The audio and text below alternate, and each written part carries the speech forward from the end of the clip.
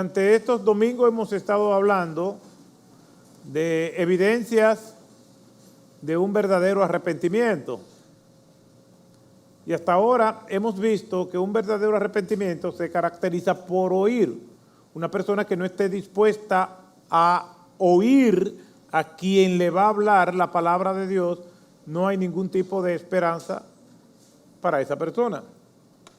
No es solamente oír a quien habla, sino cerciorarse que esa persona está hablando la palabra de Dios. Estamos partiendo de ese sermón de Pedro que está registrado en las Escrituras. En Hechos capítulo 2, del 14 al 42, nos narra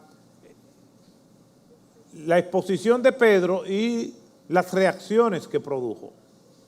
Y en ese pasaje, Pedro hace aproximadamente 14 referencias al Antiguo Testamento, lo cual es sorprendente porque lo que transforma es la palabra de Dios.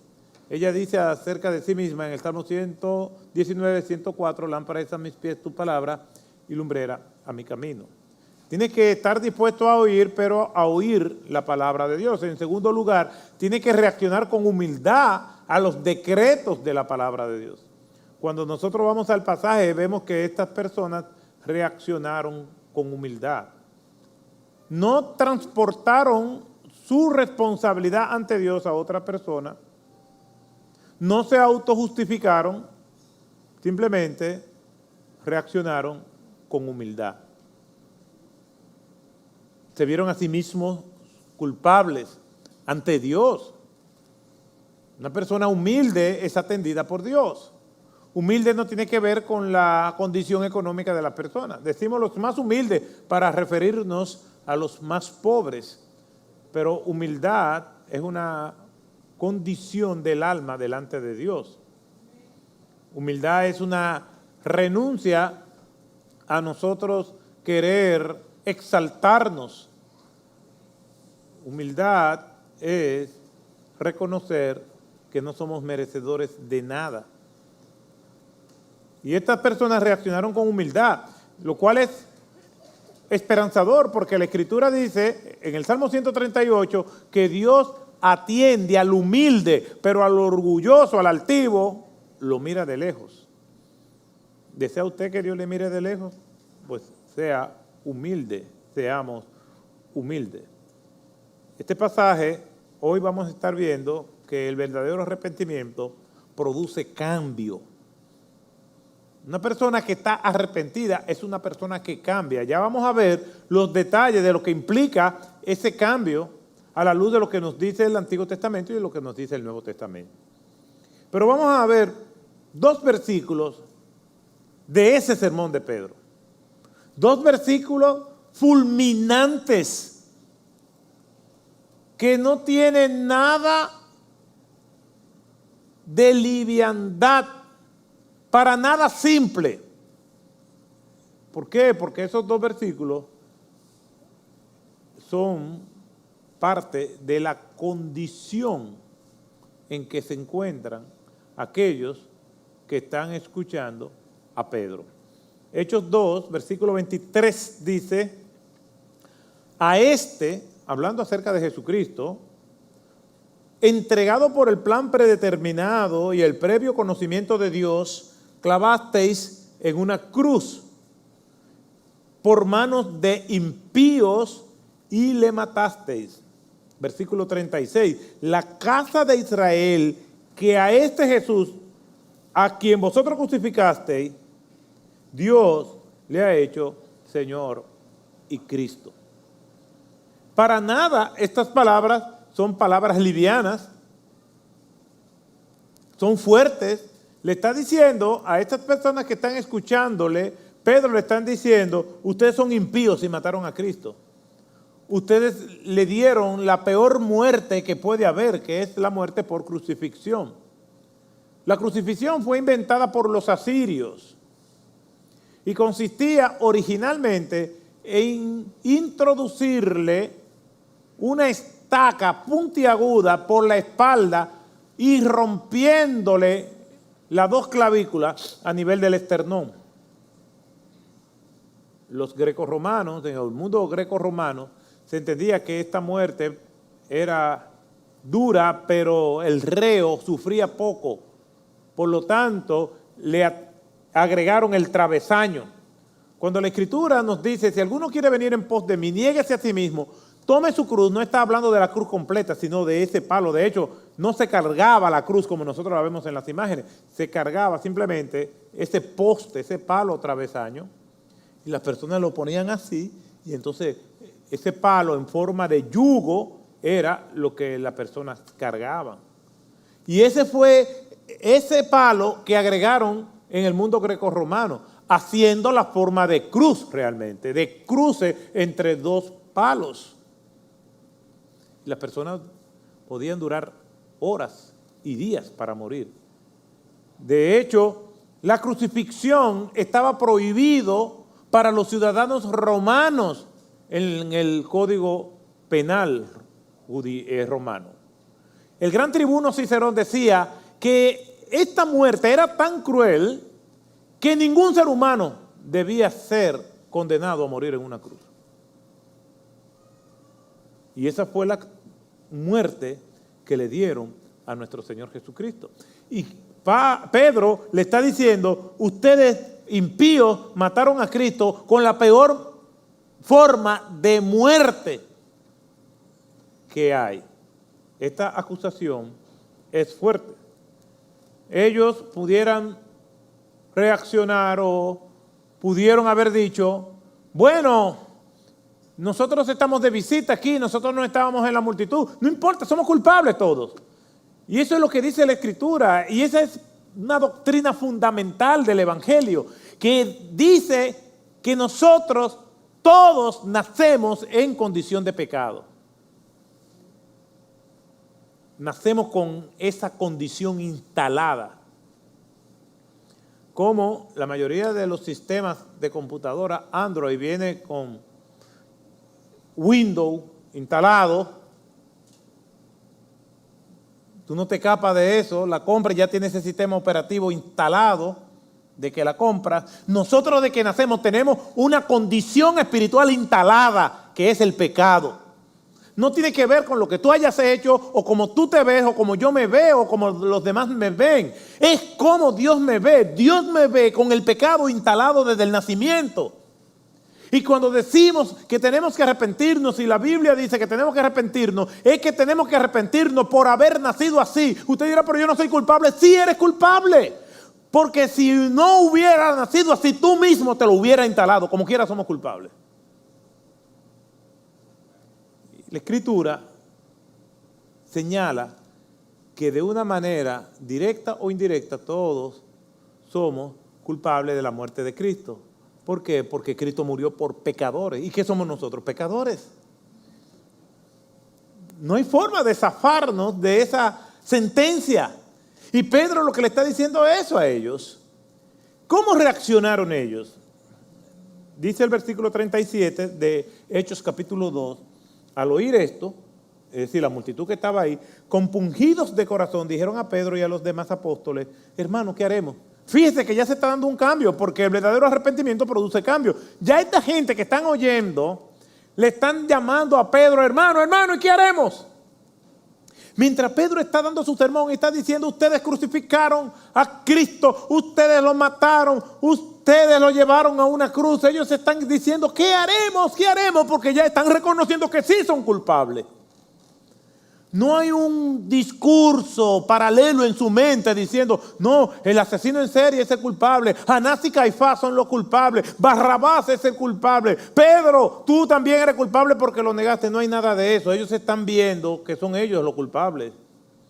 Ellos entienden que lo que se está diciendo es para ellos. Una persona cristiana, cuando oye un sermón, no está pensando solamente en el otro, está pensando en sí mismo. ¿Por qué? Porque sabe que la palabra de Dios es la esperanza que tiene al aplicarla a su vida, porque es su lámpara que le guía. Estas personas están diciendo, ¿qué haremos?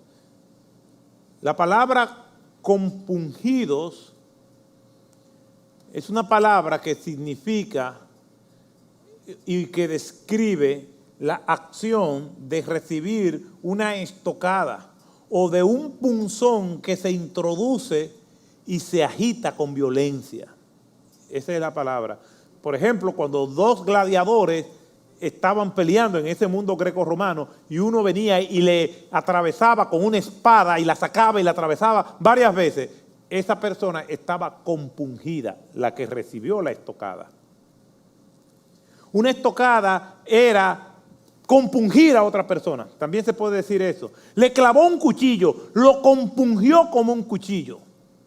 Lo compungió porque no solamente se lo introdujo, sino que se lo introdujo y lo sacó varias veces con violencia, con el propósito de destrozar a aquella persona.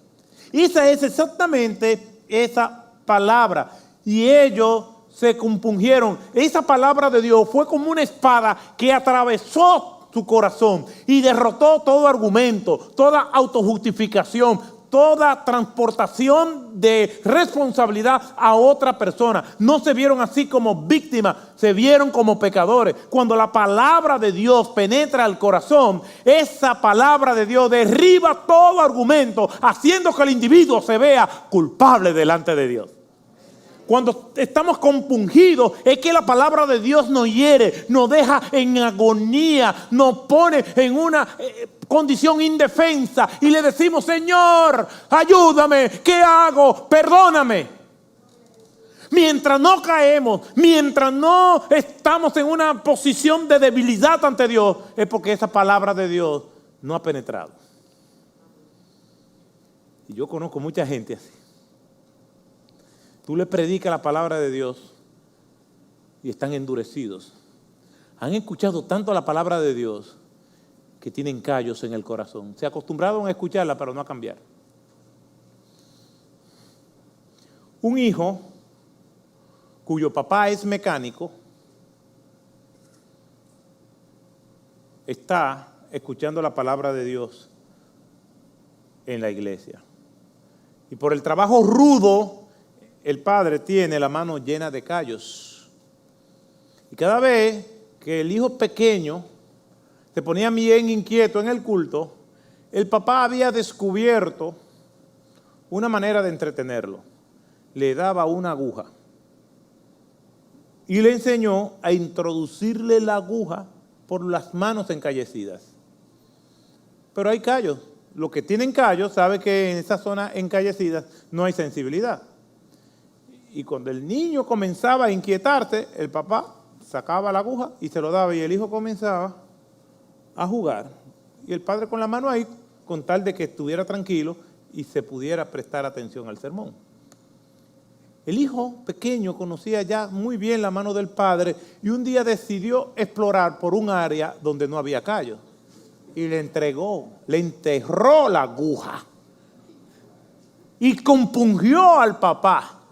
Y el papá dijo: ¡Gloria a Dios!, con los dientes apretados. ¿Por qué gritó el papá? Porque la aguja fue introducida en un área donde no había callos. Y hay gente que tiene el corazón lleno de callos. Escuchan y escuchan la palabra de Dios y no le hace nada. Estas personas, a pesar de que ellos fueron catalogados como impíos y que mataron a Cristo y le dieron la peor muerte, en vez de justificarse o ser indiferente, la palabra de Dios penetró en un corazón sensible y ellos dijeron: ¿qué haremos? ¿Qué haremos? Guíennos, como el carcelero de Filipo. ¿Qué puedo hacer para ser salvo? Es que la palabra de Dios hace eso. La Nueva Traducción Viviente traduce este texto como: las palabras de Pedro traspasaron el corazón de ellos. Ese punzón, esa daga, esa espada atravesó el corazón y llegó al área más sensible.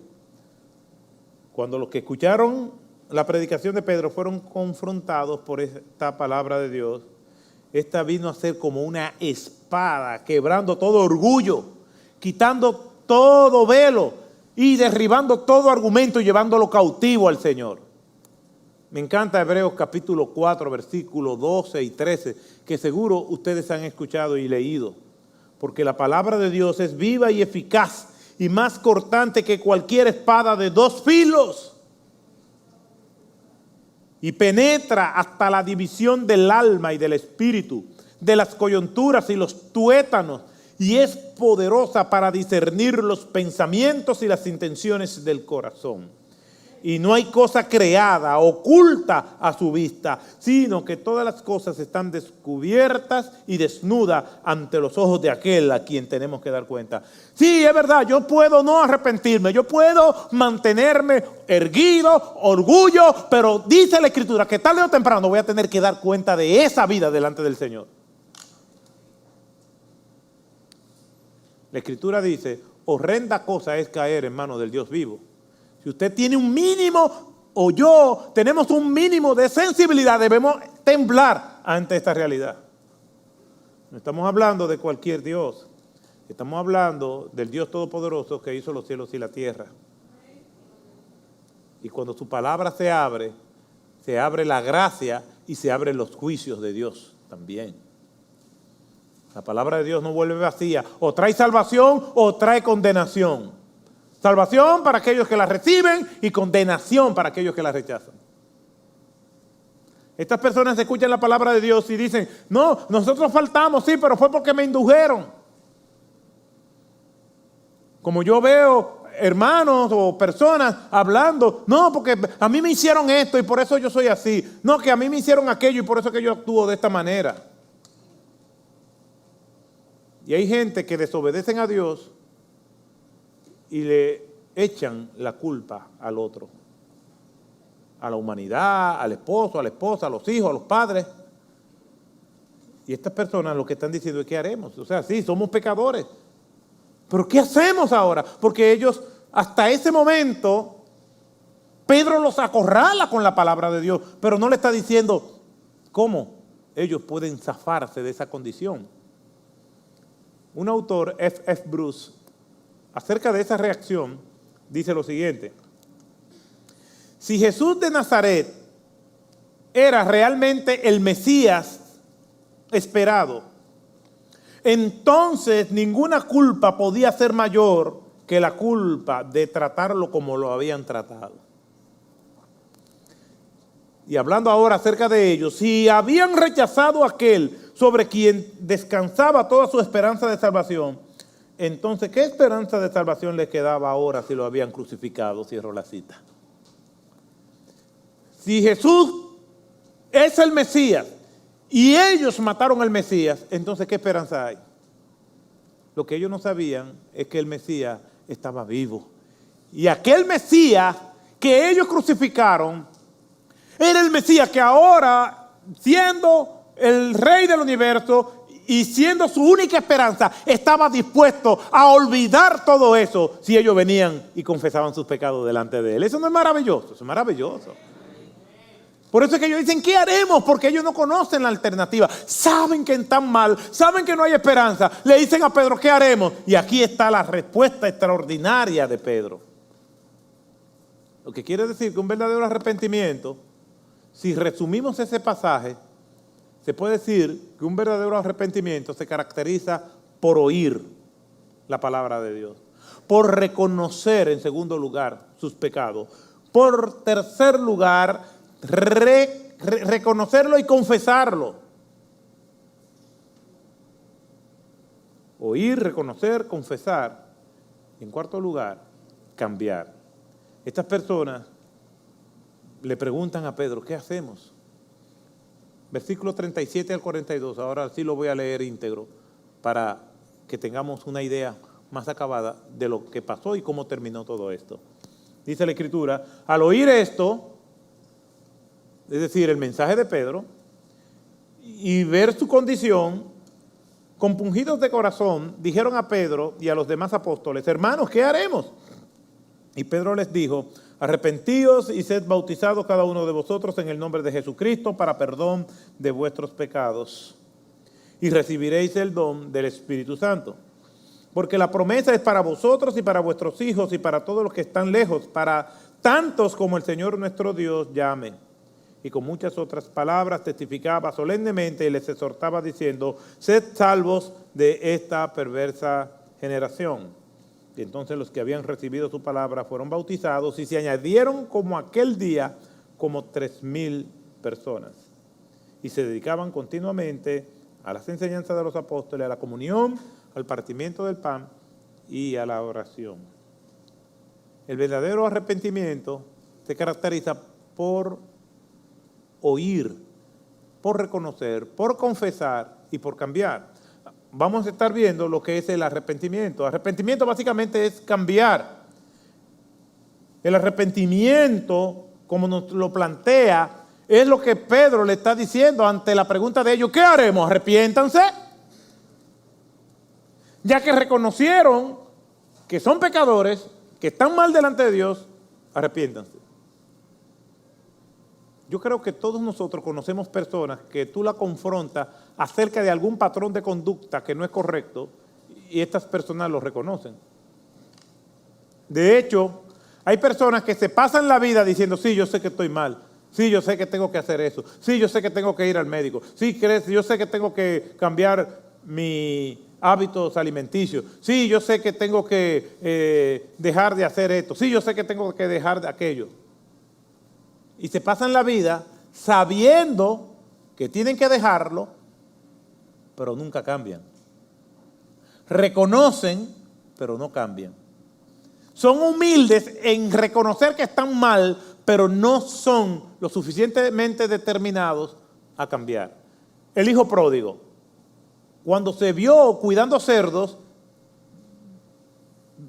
dijo, volviendo en sí: ¿cuántos jornaleros en la casa de mi padre tienen abundancia de pan y yo aquí perezco de hambre?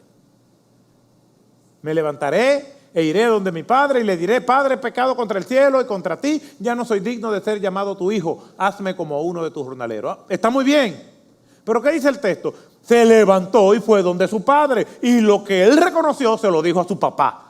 Pero si él se queda solamente ahí, sí es verdad, yo sé que tengo que dejar estos cerdos, yo sé que yo tengo una vida mejor en la casa de mi padre, el peor que vive en la casa del padre vive mejor que yo.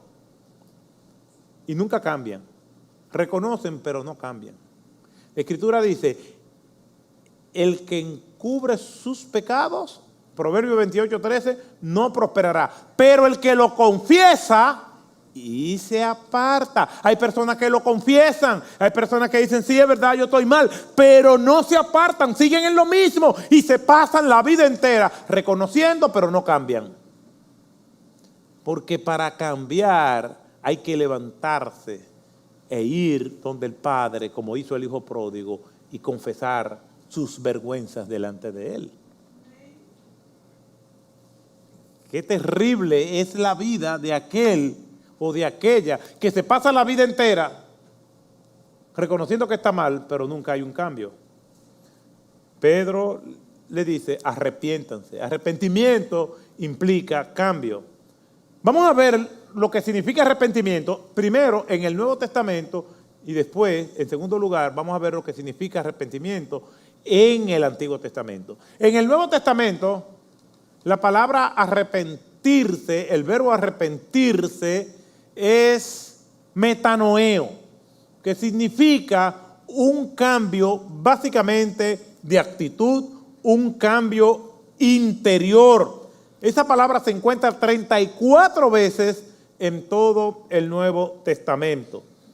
Y se puede definir como haber cambiado acerca de alguien o de algo. Estas personas que están escuchando ya están cambiando, porque le están llamando a los discípulos hermanos, le están diciendo: ¿qué haremos? Hay un cambio en cuanto a la actitud. El arrepentimiento no tiene que ver con las emociones. Muchas personas se arrepienten de algo cuando emocionalmente eso lo aflige. Me siento triste porque hice a esto, lloro, y entonces por eso se arrepienten.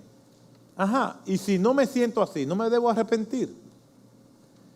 Las decisiones correctas se toman, no importa cómo tú te sientas. lo que tiene que entender es que estás mal. Cuando el Señor manda al profeta o al evangelista Felipe al desierto a predicarle al etíope, Felipe le pregunta al etíope, ¿entiendes lo que lees? ¿Entiendes? No le dice, ¿cómo te sientes? Yo he escuchado personas que me dicen, sí, yo sé que yo tengo que arrepentirme, pero yo lo voy a hacer cuando yo lo sienta. ¿Y si no lo sientes? Tu condición de pecado no lo determina cómo tú te ves o cómo tú lo sientes, sino lo que la Biblia dice de ti y de mí. Lo sintamos o no, me sienta culpable o no me sienta culpable, me emocione o no me emocione, llore o no llore. Lo que determina nuestra condición delante de Dios no son mis emociones, sino cómo Dios me ve. Ni siquiera tiene que ver cómo me ve el pastor o el sacerdote, es como Dios me ve. Una gente puede decir, ay, él es muy buena persona. Leí la noticia de un individuo que era un vecino extraordinario y en los Estados Unidos, y en el sótano de su casa tenía como 10 cadáveres. Y todo el mundo lo veía como un vecino extraordinario, como una buena persona. Todos los demás lo veían bien y con eso él estaba satisfecho. ¿Por qué? Porque lo que él quería era que la gente lo viera así. Tú y yo somos peor que esa persona ante los ojos de Dios, aunque nos duela. Por eso que reaccionamos.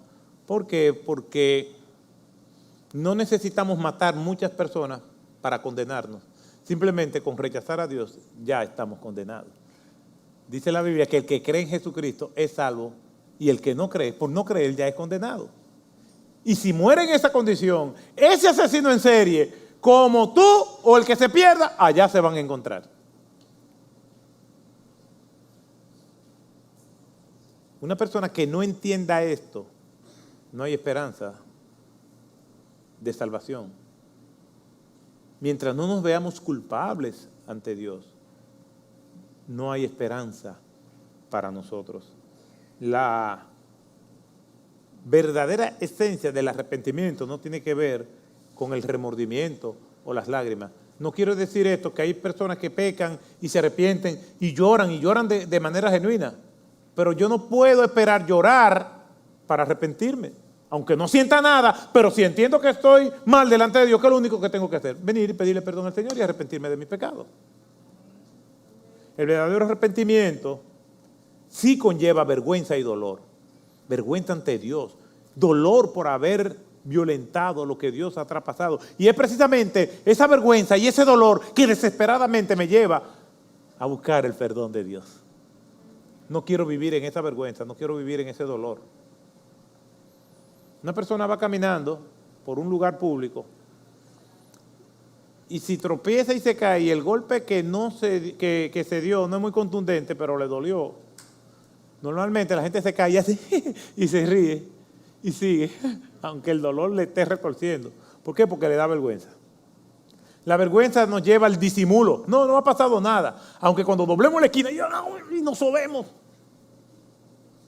Con Dios no funciona así, porque la palabra de Dios es viva y eficaz. Y dice la Escritura que penetra a las profundidades del alma. Y no hay cosa creada, oculta, a su vista. Entonces, ¿para qué disimular si Dios conoce las intenciones del corazón? Pero queremos mantener una actitud y una imagen ante los demás.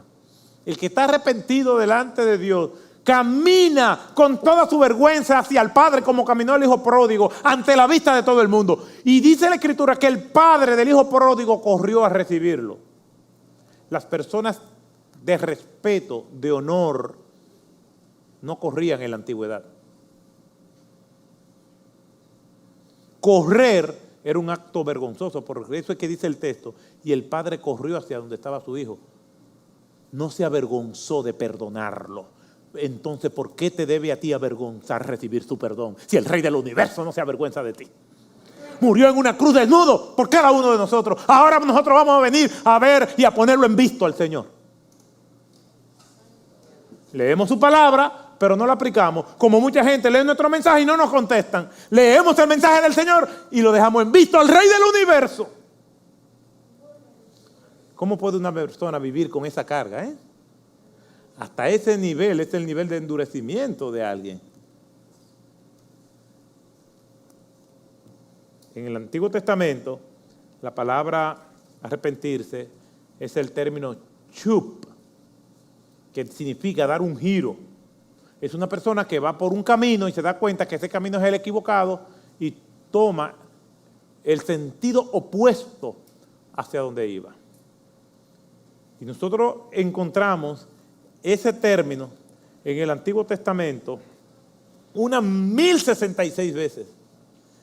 Por ejemplo, el primer libro de los Reyes, tranquilo, yo no la voy a decir todas, primero de los Reyes 8:47, dice, si recapacitan en la tierra donde hayan sido llevados cautivos y se arrepienten y te hacen súplica en la tierra de los que llevaron cautivos, diciendo, hemos pecado y hemos cometido iniquidad, hemos obrado perversamente, yo voy a tener misericordia.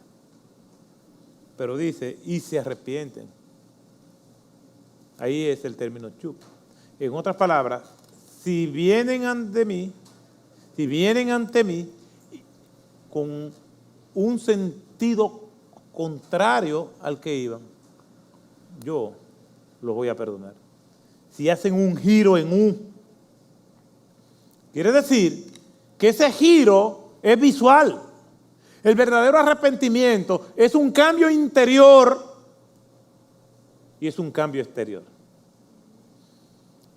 Yo he visto personas, principalmente artistas, que dicen que siguen al Señor, pero sus prácticas y la imagen que proyecta es terrible. Ellos dicen, no me juzgues por lo que tú ves. Claro que te tengo que juzgar por lo que veo. Porque por sus frutos los conoceréis. ¿No lo dice eso la Escritura? No podemos ser amigos del mundo y amigos de Dios. Dice la Escritura, ninguno puede servir a dos señores. Tenemos que decidir como Pilato, que estaba entre dos reyes, el rey César y el rey del universo, Jesucristo. Todos nosotros, para poder agradar al Señor, tenemos que tomar una decisión. O el rey de tu vida, que puede ser tú mismo, donde tú haces lo que te da la gana, o donde nosotros hacemos lo que Dios manda. Con dificultad, tropezamos, pero nuestra determinación y actitud es siempre agradar a Dios. ¿Cuál es el problema del que no se arrepiente? Que no está en tratamiento. ¿Cuál es la esperanza del cristiano? Que aunque peca, está en tratamiento por el Espíritu Santo. Y si 1000 veces caemos, 1001 nos levantamos en el nombre de Jesús. El mundo está compuesto por dos clases de personas: los pecadores empedernidos, que no tienen a Cristo, y los pecadores arrepentidos, que somos nosotros. Estas personas escucharon y dijeron, ¿qué haremos? ¿Qué haremos? Este mensaje del Evangelio es para personas sanguinarias, como lo era el apóstol Pablo, como lo vemos en Hechos capítulo 9, de perseguidor de la iglesia a ser perseguido por la causa de Cristo. Y hay personas que cuando están oyendo el mensaje dicen, eso es para gente así, pero yo soy una persona decente. Bueno, el Evangelio también es para personas como doña Lidia, que lo encontramos en Hechos 16, versículo 14, que dice que era una mujer que adoraba a Dios, pero que no le conocía. En otras palabras, una mujer decente y el sanguinario. Ambos estaban lejos de Dios hasta que escucharon el Evangelio y se arrepintieron, confesando sus pecados y habiendo en su vida un cambio evidente. De eso se trata el mensaje de la Escritura, de eso se trata el Evangelio. Compungidos de corazón, pidieron que se le orientara, que cómo ellos podían salir de aquella condición. Arrepentíos y bautícese. El año pasado no pudimos tener bautismo por causa de la pandemia y ya pronto vamos a tener bautismo. Si usted se convirtió a Cristo, venga bautizado, venga para que el Señor lo bendiga.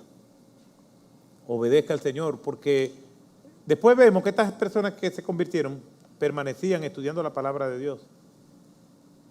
Se congregaban, tenían comunión unos con otros, participaban de la cena del Señor, porque hay un cambio y hay una escalera de obediencia que vamos a caminar para estar cada vez más cerca del Señor. De eso se trata el Evangelio. No son nuestras obras, pero si somos creyentes verdaderos, arrepentidos, vamos a hacer buenas obras como producto de nuestra fe, no para ganarnos la salvación. Venga Cristo y arrepiéntase de sus pecados y Él lo va a perdonar.